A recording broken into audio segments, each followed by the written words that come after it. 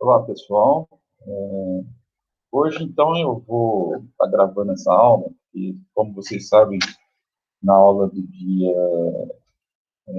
se não me engano, foi no dia 10/5, nós tivemos problemas técnicos e eu não consegui gravar a aula no dia, né? Então, eu estou repassando para vocês essa aula, tá? Que é referente à entrada de componente, né?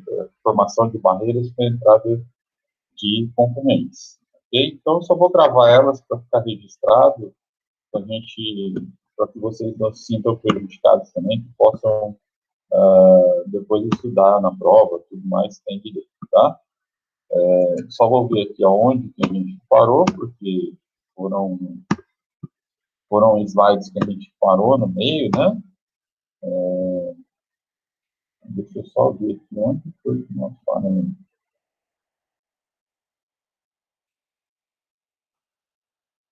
Eu falei, se vocês forem lembrar, eu falei sobre essa questão da integração vertical, né? E eu tinha me enganado com relação a esse termo e aí depois eu fiz a correção para vocês, né? Então, vamos a partir daqui, ó, que era o que havia parado na aula anterior, né? Então, sobre a redução do poder de barganha dos consumidores. Lembrando a vocês que eu falei em aula que o poder de barganha, ele vai quando ou o consumidor tem o poder da negociação ou a indústria tem o poder da negociação. Isso acontece muito quando um é muito influente com relação ao outro. Tá? Então, por exemplo, se o consumidor é pouco influente, por exemplo, se ele compra muito pouco, esse tipo de coisa, então, naturalmente, a empresa, a indústria que fornece para ele, ela não vai fazer muita questão, né? Como contas maiores, ok? E, ao mesmo tempo, vice-versa. Por exemplo, se o consumidor ele compra muito em quantidades extremamente grandes, que represente uma fatia do mercado muito grande, aí a coisa se inverte, né? O consumidor ele começa a ditar as regras de como que ele vai pagar, de como que ele quer pagar, às vezes até com relação ao preço, ok?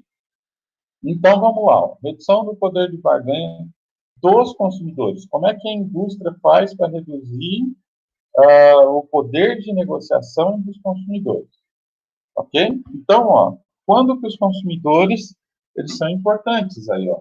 Quando a participação nas vendas da empresa fornecedora ela é grande, que nem eu falei para vocês, os consumidores, quando eles compram muito, naturalmente eles têm esse poder de barganha, né? Quando os consumidores têm total informação sobre o mercado, também é muito preço que você pagou por aquele determinado, para que seja feito aquele produto, quando você conhece os donos, tal. Então, são informações de mercado aí, quando ele sabe, quando ele tem em mãos essas informações, naturalmente ele vai te questionar por que você está cobrando 120% se você pagou X nesse produto, né? Porque você está cobrando mais que 100%, ou às vezes menos, tal. Então, ele te questiona, né? Quando ele tem essas informações de preço, de custos, de demanda, tá? Quando ele sabe que ele tem um poder muito grande nas mãos, tá? O terceiro item aí, os produtos ou serviços comprados representam parcela significativa de seus custos, tá? Quando o consumidor, e aí eu vou lembrar para vocês que o consumidor não é só aquele consumidor final, né? Que o consumidor ele pode ser um supermercado e até mesmo um intermediário, né, um atacadista e varejista. Então, quando esse consumidor final, esse produto representa uma parcela significativa dos custos dele, naturalmente que ele vai querer negociar melhor esse produto, tá? Se ele não negociar melhor, ele não consegue competir no mercado. Isso acontece muito, para citar para vocês como exemplo, por exemplo, em mercados menores. né, em que eles já têm uma certa desvantagem em cima de supermercados maiores. Então, eles tendem a buscar valores melhores de compras, tá? Por quê? Porque vai representar, são poucos itens dentro do mercado pequeno, no mercadinho de bairro, são poucos itens, então, naturalmente, ele tem que negociar melhor aquilo para ele poder competir no mercado com os supermercados maiores, ok? Outro fator, quando os clientes oferecem ameaças de integração vertical para trás, né? A gente viu a questão da integração vertical ali, né? Que eu havia falado para vocês que se trabalha, que eu havia comentado com vocês que eu tinha errado nessa questão aqui, quando eu falei de recursos humanos, eu estava pensando em uma coisa, falei outra, mas a integração vertical para trás é quando, por exemplo, o supermercado ele vai produzir o seu próprio produto. Então, ele está fazendo o inverso daquilo que é normal. O que é o normal? A indústria fornecer para o intermediário fornecer para o supermercado final. Tá? Para esse supermercado final ir lá e vender para o seu consumidor final. Tá? Na integração vertical para trás, ela é o inverso. Quando o supermercado, por alguma necessidade, por exemplo, um grande supermercado, como é o Carrefour, que tem produtos próprios, né? Quando eles pegam e eles compram ou arrendam um determinado local para poder plantar determinada coisa para produzir o produto com uma marca própria deles. Então, é o inverso do que é o normal. Tá? Integração vertical para frente é justamente o contrário, é quando você segue aquele fluxo normal. O que é o fluxo normal? A indústria produz, coloca no intermediário e esse intermediário acaba levando esse produto até o supermercado e do supermercado vai para o consumidor final. Então, esse é o para frente, esse é o normal, né? Que é o que acontece normalmente. Ok? Também, quando a margem de lucro dos seus clientes ela é pequena, naturalmente. Quando a margem de lucro ela é pequena, ele vai querer negociar melhor, para justamente aumentar essa margem de lucro. Tá? Então, é lógico, né? Se eu falar para vocês assim, olha, eu vou comprar de vocês, mas a minha margem é muito pequena. Eu preciso de uma negociação melhor, porque senão eu não vou comprar de vocês. Então, funciona dessa forma, tá? E outro fator, quando a qualidade dos produtos ou serviços é pouco importante para a qualidade dos produtos ou serviços de seus clientes. Ou seja, se não for um posicionamento de mercado, né, se não for o posicionamento de mercado daquela empresa, ele não vai representar tanto, a qualidade desse produto, ele não vai representar tanto. Por exemplo, se for um preço, se o meu posicionamento de mercado for o preço, tá? O que vai vingar na compra de determinado produto? Se ele tem preço ou não. A qualidade do produto difere. Tá? O que você quer, na verdade, é você ter um produto com preço adequado ao seu cliente final. Ok? O produto ou serviço não tem diferenciação. Aí, pouco importa, pessoal, se eu tenho um concorrente que ele cobra mais barato e o produto ou serviço é igual, naturalmente que eu vou mudar de indústria. Né? Então, isso é um fator que ele tem nas mãos ali. Olha, se eu não comprar de você, eu vou comprar de outro. Aí, pouco importa, né? A mudança desse fornecedor ou não. E quando não há lucro, na mudança, aliás, quando não há custos, na mudança de fornecedores. Né? Quando o outro lá ofereceu um negócio mais barato, eu simplesmente vou lá e compro dele, não há custo nenhum. A gente fala daquele tipo de custo psicológico, né? É o custo de você mudar de um fornecedor para o outro, você tem que se adequar a determinadas coisas, tal. Então, a gente viu muito nessa questão da vacina, né? Uma vacina, ela pode ficar refrigerada por um tempo, outras vacinas não, né? Nessas vacinas do Covid. Então, se não houvesse essa diferenciação, todos os produtos seriam iguais. Então, os custos de mudança de fornecedores são seriam os mesmos. Mas, como há uma mudança significativa de um fornecedor para o outro, então há custos, né? Então, nessa questão dos consumidores terem o poder de barganha, é em todas essas situações aqui, tá? Agora, o inverso. Quando há uma redução do poder de barganha de fornecedores, ou seja, da indústria, tá? Decorre de condições que estão fora do controle da empresa. Por exemplo, a integração vertical para trás. Pessoal, a indústria não tem nada a ver, porque naturalmente o supermercado que está comandando a ação, tá? Na integração vertical para trás, o supermercado que está comprando de determinada indústria, mas ele está mandando fazer o seu próprio produto de determinada indústria. Então, ele é para trás, ele é o inverso, tá? Daquela situação normal que eu falei para vocês. E também a eliminação dos custos relativos à mudança de fornecedores, quando há uma mudança, quando há uma eliminação desses custos, aí se torna muito fácil de você trocar de fornecedor. Então, naturalmente, há uma redução do poder de barganha dos próprios fornecedores aí, tá? O fornecedor, ele não tem o poder todo dessa negociação. Ele tem, sim, um certo poder, mas ele não tem o poder todo de negociação, tá? Então, eu posso mudar de fornecedor a qualquer hora, ok? Então, vamos lá para aqui, vou falar rapidinho para vocês, até porque eu não preciso ficar repetindo como na aula, né? Além do que já foi passado isso para vocês. Então, eu vou falar sobre a integração vertical. Eu trouxe uma aula específica para vocês sobre isso, porque justamente havia tido aquele problema, quando eu falei para vocês sobre um termo de recursos humanos, que, na verdade, eu estava falando sobre integração vertical num termo de recursos humanos. Então, só para a gente ponderar isso, tá? Então, a integração vertical, como eu falei para vocês, ó, geralmente a cadeia de valor começa com a indústria produzindo e vendendo para um distribuidor ou atacadista, que finalmente vende para o varejo, né, que revende para o consumidor.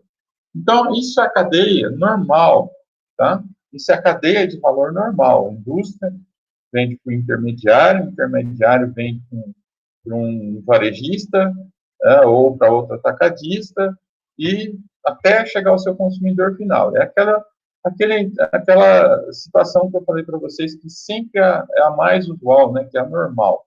Saiu da indústria, vai para o intermediário vai para outro intermediário, que vai para o varejo, que vai para o consumidor final.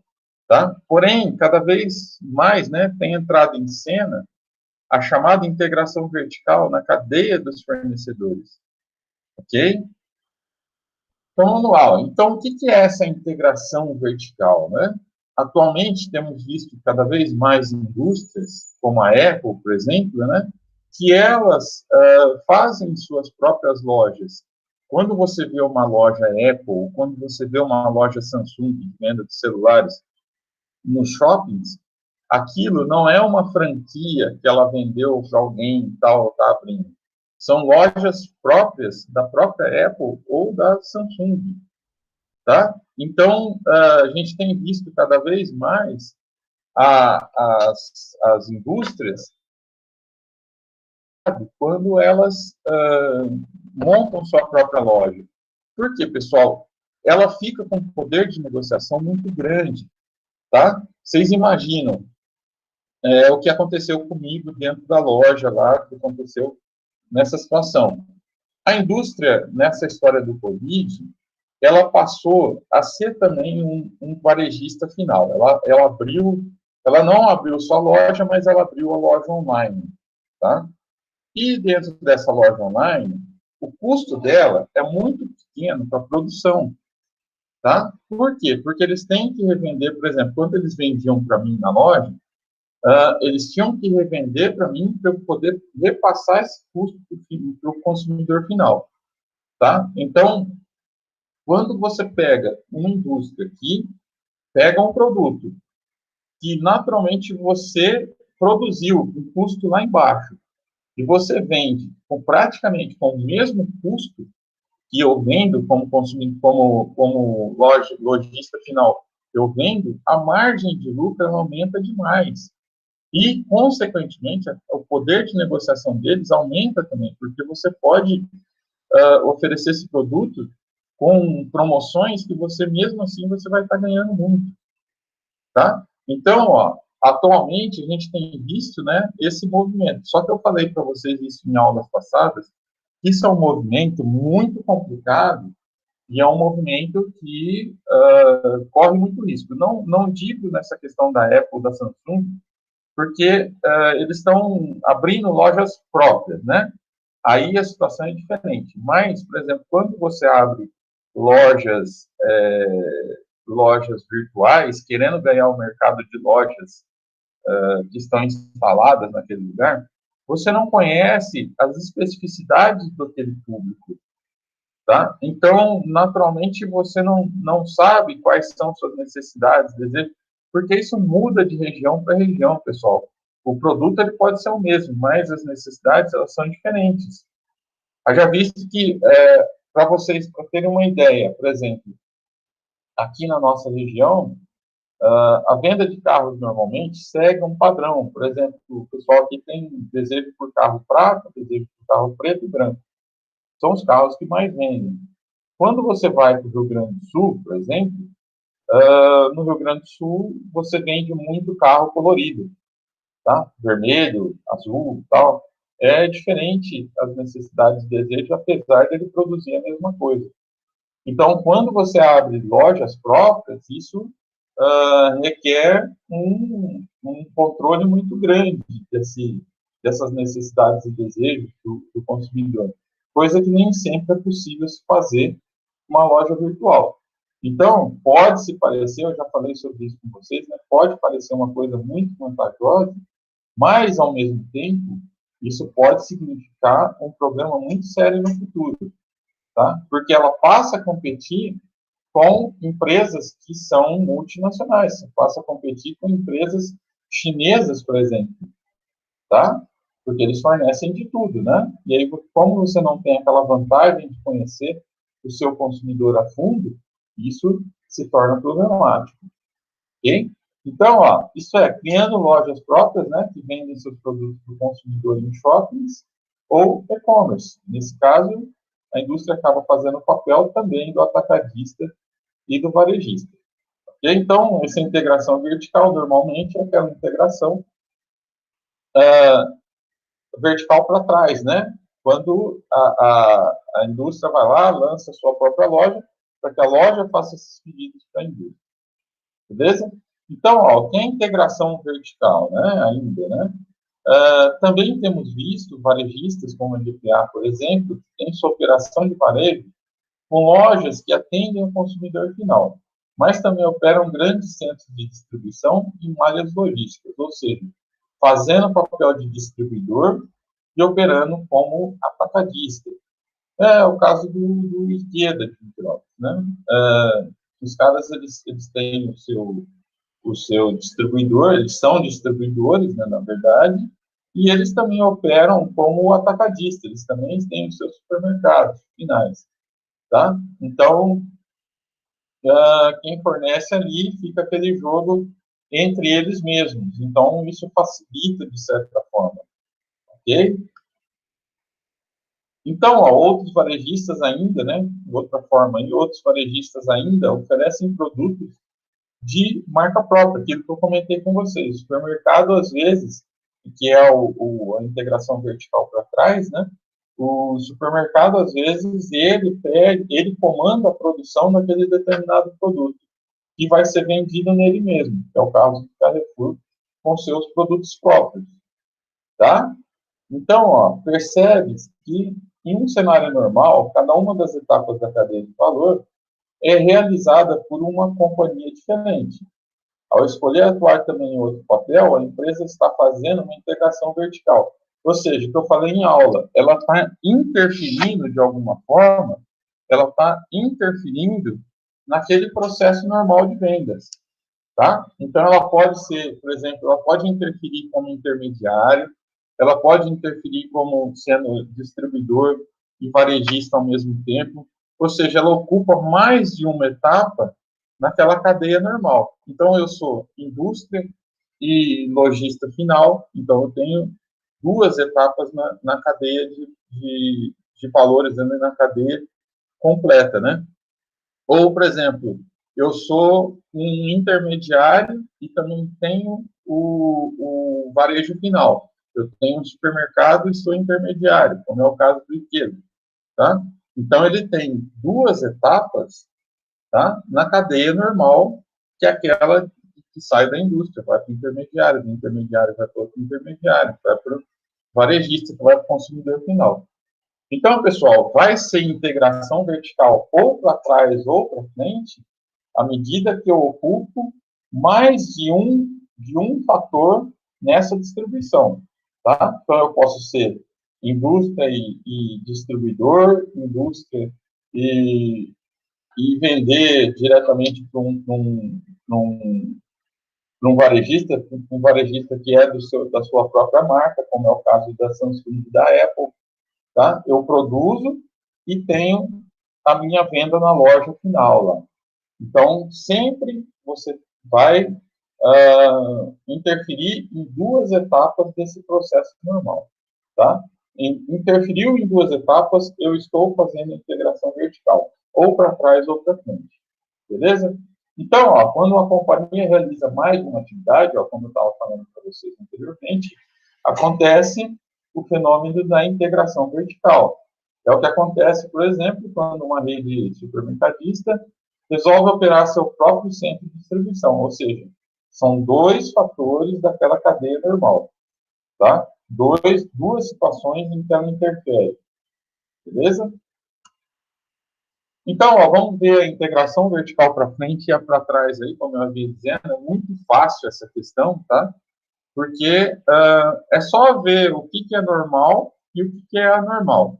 Anormal em termos, né? Não tem nada de normal em você fazer determinadas situações de mercado, né? Tudo bem, mas só estou falando que é anormal porque normalmente o que acontece é que sai da fábrica, vai para o intermediário, intermediário vai para o varejista vai para o final. Tá? Então, vamos lá. Integração vertical para frente. Aquela que é normal. Ó. Quando a indústria realiza atividades de varejistas ou distribuidores, né? Isso porque está assumindo papéis que geralmente estão à frente da cadeia de distribuição. Tá? Então, como ela produz, ela tem como fazer esse tipo de coisa. É o caso que citamos da Apple, que está abrindo loja em shopping. Né? Então, a Apple, quem que vai impedir a Apple de abrir a sua própria loja?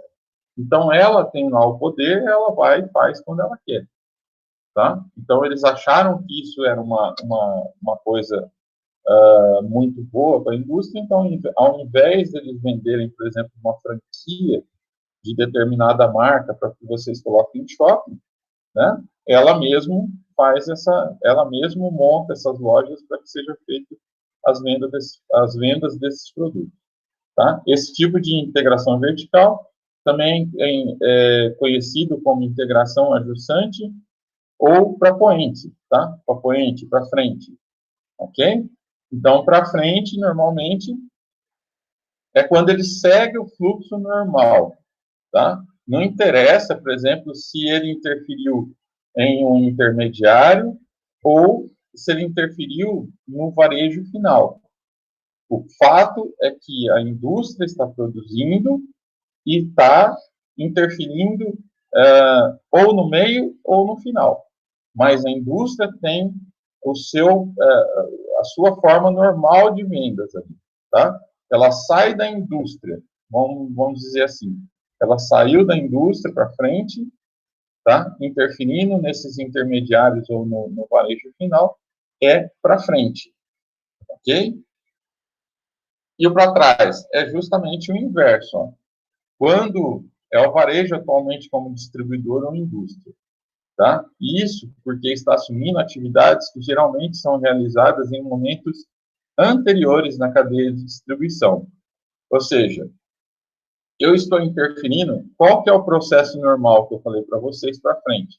A indústria como ponto inicial daquela cadeia de produção, tá? Aqui, a coisa já acontece de forma diferente. A indústria vai produzir, sim, mas quem faz o pedido, que sai o poder da negociação aqui, que sai o interesse inicial, ele sai, por exemplo, de um Carrefour para fazer o seu próprio produto com sua própria marca. Quem é o principal aí? A indústria é o principal? Eu nem sei quem que é a indústria que produz os produtos do Carrefour. Tá? Quem está na cadeia inicial com a sua marca própria é o varejista, é o final lá da cadeia, tá? Que vem pedindo esse produto para que ele seja produzido lá desde o início. Ok? Então, é o inverso. Quando esse varejista que toma a iniciativa de se produzir alguma coisa, ele vai lá e faz com que esse produto seja feito com a marca dele para voltar para ele mesmo. Ok? Então, é simplesmente ao inverso. Ok? Então, pessoal, eu fiz até de forma rápida, mas porque a gente já tinha falado sobre isso, né? Então, eu falei que ia gravar essa aula para vocês, até para que vocês não fiquem sem a explicação dela, tá? Então, tá aí. Tá feito. Eu vou postar agora no YouTube, né? A chamada foi feita lá no dia normal, então eu estou postando essa aula no YouTube e está feita aí a promessa que eu havia feito para vocês. Beleza? Bom final de semana para todos, ok? Obrigado e até a próxima.